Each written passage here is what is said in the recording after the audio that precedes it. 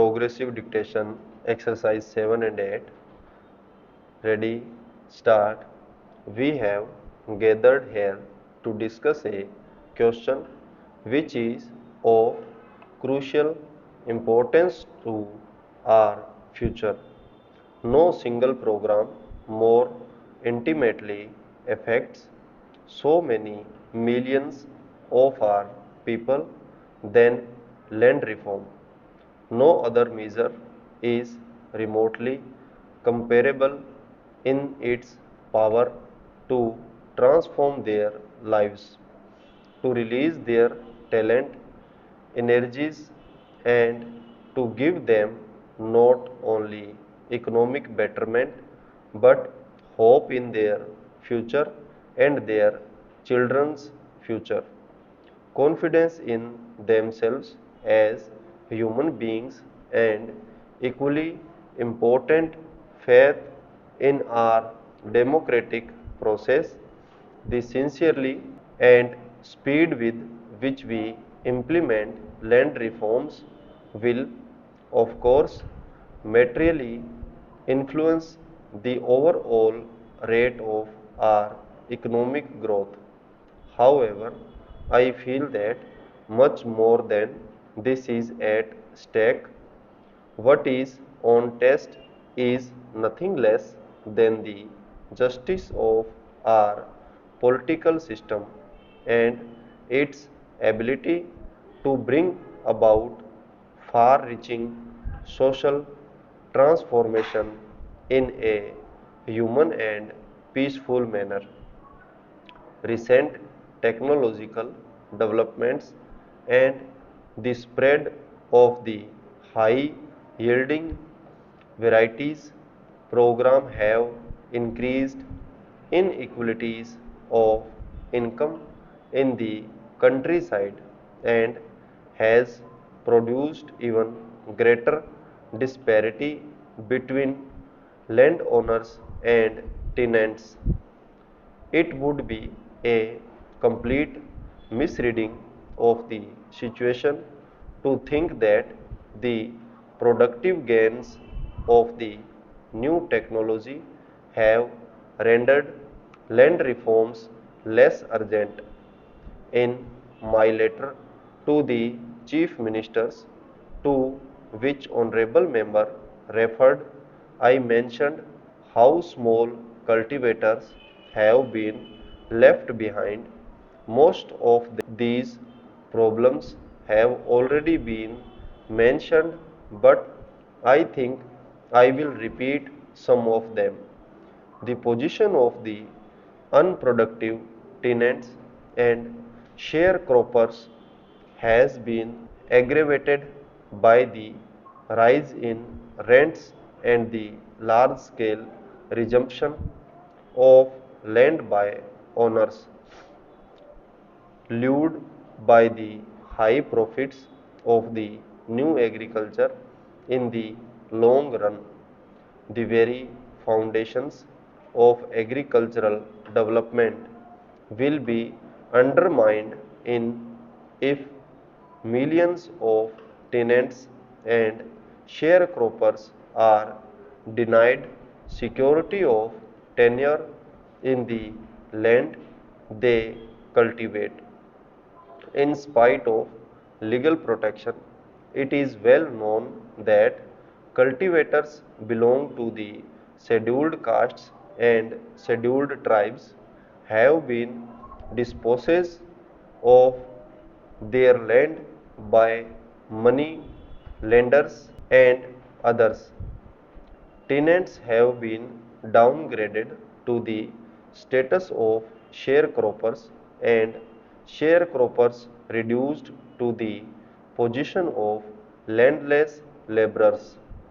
All this has produced a growing current of discontent in the countryside, which has occasionally erupted into violence. These are dangerous trends.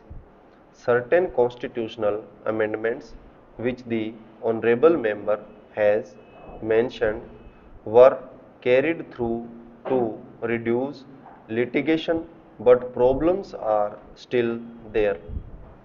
I know that all of you are as deeply concerned about these developments as we are at the center, but the conclusion which we must draw from them is that land reforms have become more urgent than ever before, and then an active progressive land policy must be a vital part of our socio-economic development policy.